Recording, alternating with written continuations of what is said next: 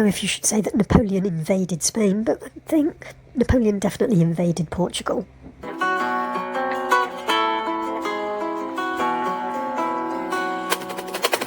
And in doing so, enabled Brazilian independence. Yay, cool! I think that's what we all want. And that's what we generally associate with Napoleon, that he used some of the age-old methods of the day, but he did a lot of... Good. He was much better than the Romans, anyway.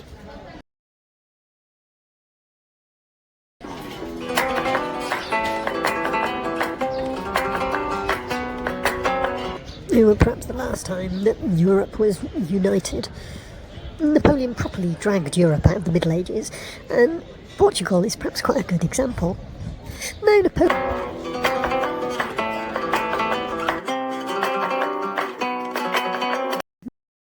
made a peace treaty with Spain, but it turns out it's one of those peace in our time type peace treaties that doesn't mean a thing. Napoleon liked those, especially in his Peninsula campaign.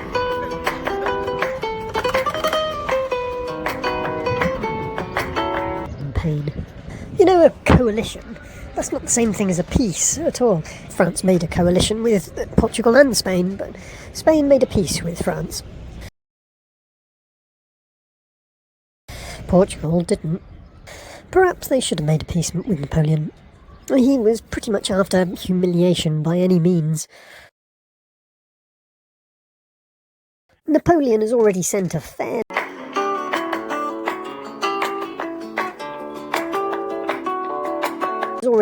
fairly large number of rather amateur French soldiers from a different part of his new empire. Northern Germany, particularly, all dressed and looking the part, and they've recruited from their allies much better Spanish soldiers to fight the Portuguese, who are blatantly trading with the British, and the British who...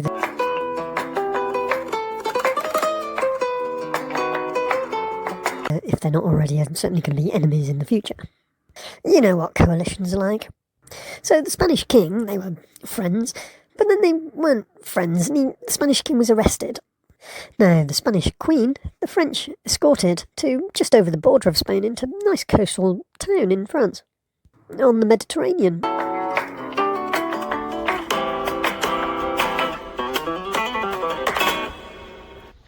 don't think Napoleon himself was planning on making the most of this abduction, perhaps.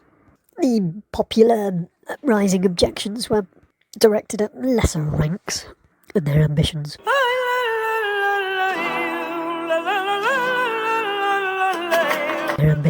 The Spanish island of Minorca, British imagined, was theirs, having had it for a century and taking it back off the French. War of the Oranges between Portugal and Spain was a bit half-hearted, really. Not as interesting as slicing an orange and squeezing it so that it looks like it's talking. But half-hearted on two continents, Europe and South America. But Napoleon walks into Spain with tens of thousands of people dressed up in soldiers' uniforms, and the War of the Oranges gets pumped up like it's on energy drinks. No, this was Napoleon against the rest of the civilised world. But he wasn't daft. He made a peace treaty between Spain and Portugal and allowed the Spanish a little concession, Olivenza, a little town with a Moorish castle. The Arabs picked some good spots in Extremadura, just on the border, really. This is why I was talking about Euro regions, borderlands, petty little nagging conflicts from the time of the Crusades. The Knights Templar didn't really have much cause to... What's a Euro region? Well, no one knows, really. It's lots of different things. It's a transnational cooperation agreement. You could almost say it's a really boring solution to a possibility of conflict. With so much hostilities in the world, a bit of boring would be good, wouldn't it? Perhaps Israel-Palestine could be a Euro region. A social and economic identity of a region, historical region really, that borders more than one country and often includes very close police cooperation. One country policing another's citizens.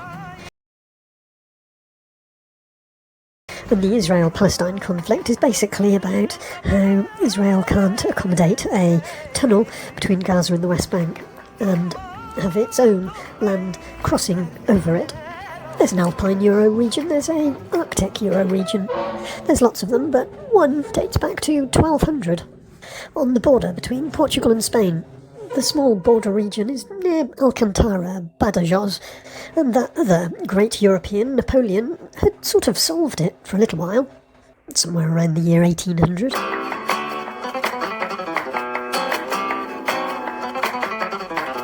Go there. Oh no, the Treaty of Badajoz. There were two separate ones with Spain and...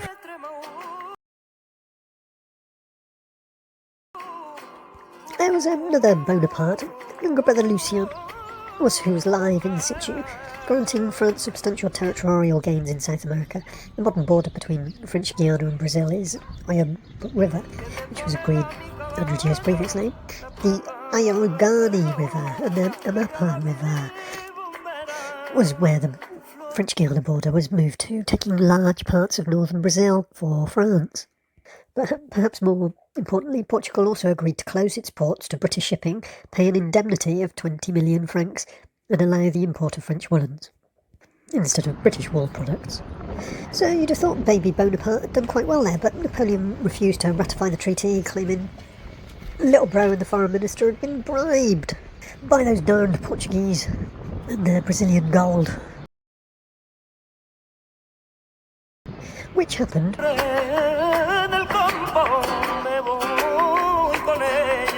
but the British just took the island of Madeira and then corralled and redirected to Britain any Portuguese convoys until, strange thing, that peace broke out for a couple of years. But France and Spain were soon at Britain again. Portuguese remaining neutral because they did a lot of trade with Britain, and there was that lucrative transatlantic misery to consider. Optimistically, getting ahead of themselves, Spain and France divided up Portugal between them at a fancy chateau outside of Paris, Treaty of Fontainebleau.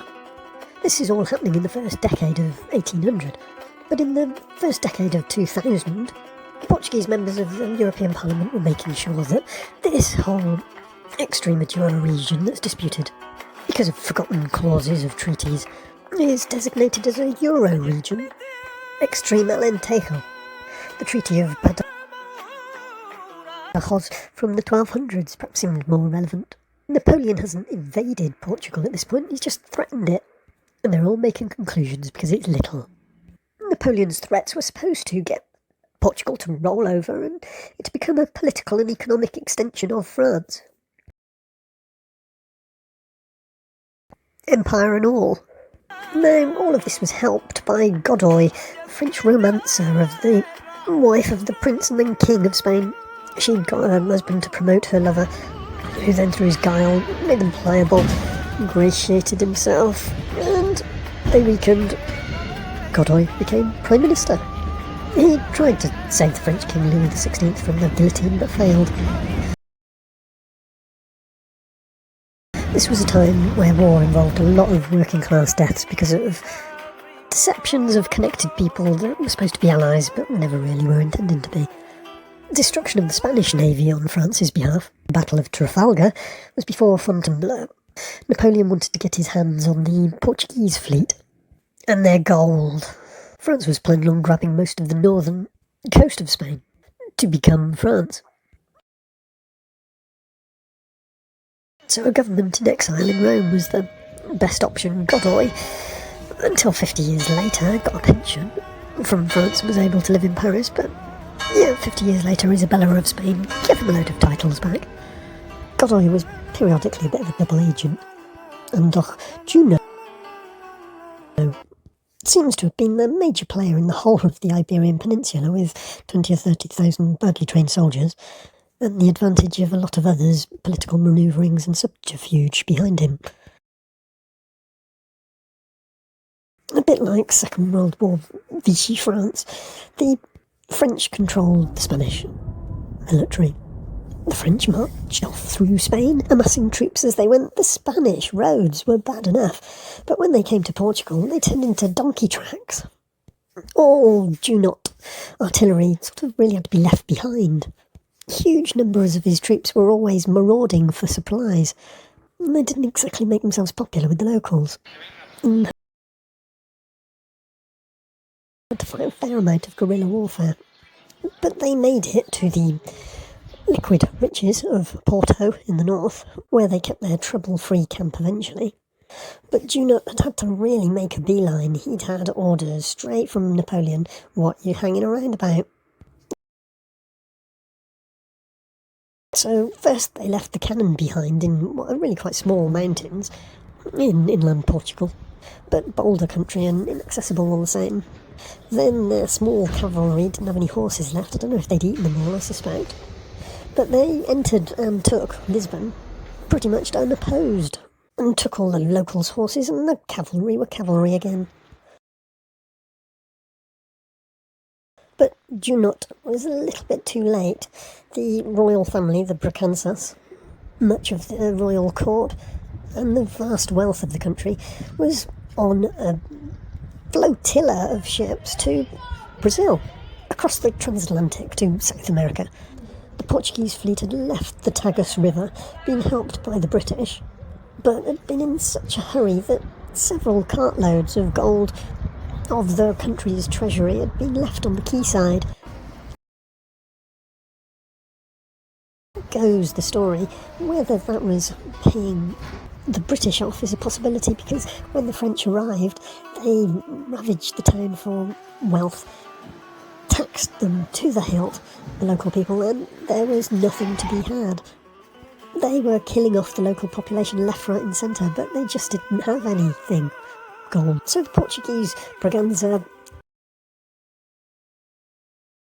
king controlled his own exile, really, in his best colony, better than his home country, and not ended up like the Spanish. Junot's French looting didn't last all that long though. There was this chap that became the Duke of Wellington, and just 13,500 troops, and a lot more local poor recruits, gave Junot a right rollicking. And after the convention of Sintra, you've probably been there on holiday. Junot, the Frenchman, was allowed to evacuate Portugal with his army. A strong recruiting tool that the British had was that the French was using the Roman technique of people from one end of the empire to fight people from the other end of the empire. The Portuguese and Spanish that wanted to were sent to Germany to fight and extend that empire, particularly into Russia. And the Germans were fighting for the French in Portugal. But there were also a lot of Arab-looking French soldiers with scimitar-like swords, and for the Portuguese this was much too like the Moors were re-invading. An interesting and troubling few years, but I think it could be said Napoleon I was always overstretching himself, but with huge potential rewards. If Junot had managed to capture that Braganza king, or the country's wealth that came from Brazil, perhaps if he'd have had railways or even halfway decent roads, he might have been able to rely on more than just neighbour. Always seemed to want to fight neighbour. If he'd have managed to capture the Portuguese fleet that was able to maintain a large empire, Napoleon's ambitions really could have become quite far-flung. But as it was, Portugal, the Iberian campaign, was a bit of a flash in the pan, but mostly important for Brazilian independence. A strange first type of independence where the king's son, appointed by the king when it felt that it was safe returning to Portugal after the British had won properly over Napoleon and France as a whole. There's then an episode where his wife wants the second son to rule Portugal, with the first son ruling Brazil, but the king wants his daughter to marry her uncle, and the uncle to take the throne. But the uncle's not that bothered about the idea and likes it for himself. But that's a story for another time, or depending on how I loaded it, it might be you've already seen that. Please do like and subscribe.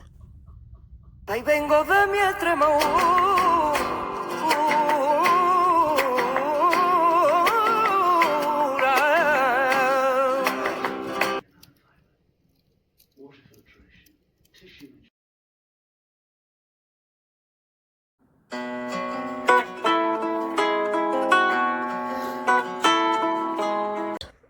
There's a common culture in Extremadura, both sides of the border. The Knights Templar always used to be in control of the region, keeping the peace.